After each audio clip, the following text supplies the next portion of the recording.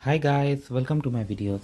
So guys, today in this video we are going to see how to install Sharepoint Subscription Edition step by step. So before I proceed further, if you have not already subscribed to my channel, please go and subscribe right now.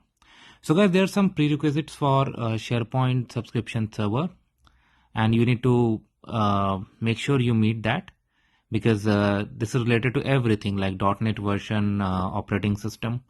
So in my case, what I did, like I first upgraded to Windows Server 2022, and then I downloaded the ISO file from Microsoft site, and then here is what I have mounted. Now I'm gonna walk you through. So let me show it to you.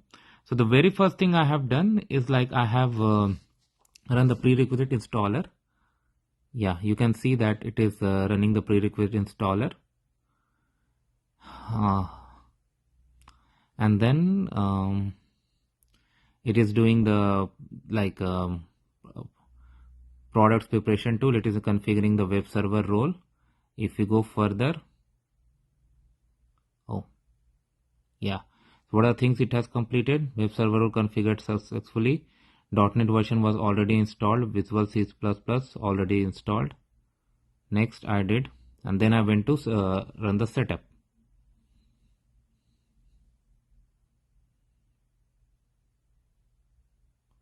Now the setup is running, but it asked for a restart, so I had to do a restart, of course. Now after restart, I'm back here and I run the setup once more.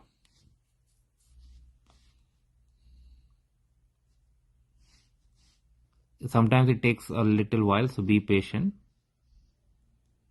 So you see it's setting up the necessary files.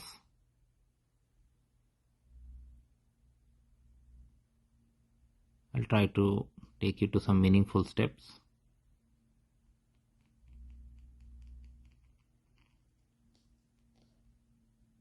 Yeah, here you have to enter the product key. After you enter the product key and click on continue, it asks you to terms condition, then install location, okay, location, and then you click on install now, and it's gonna install.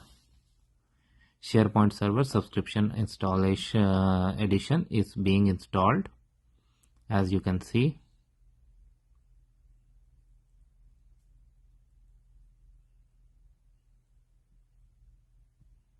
Okay, and this will also take time. I'm just gonna move it forward so that I don't waste your necessary time. Yeah, finalizing installation. This may take a few minutes, but in my case it took more than few minutes, honestly guys. And I had already installed SQL Server 2022 before that. Okay, so now the installation is complete. Next is to run the wizard. Again it asked for reboot, so I went for it.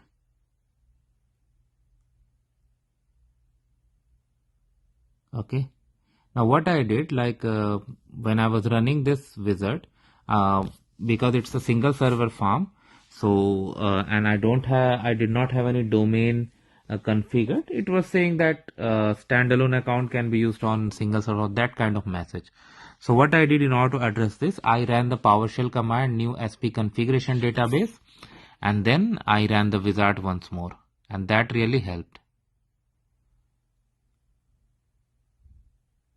You can see, yeah, it has picked up here after running the wizard,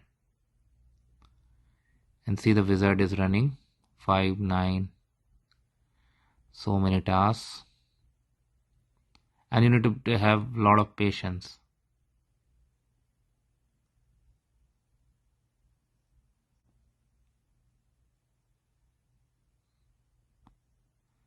It runs all the way, all the way, all the way, all the way, all the way, all the way, all the way. Wizard is done. So what happens after that? Center administration opens. So it's opening, and this is how it opened. So I'll be publishing more videos down the line, but for now this is what we'll go through.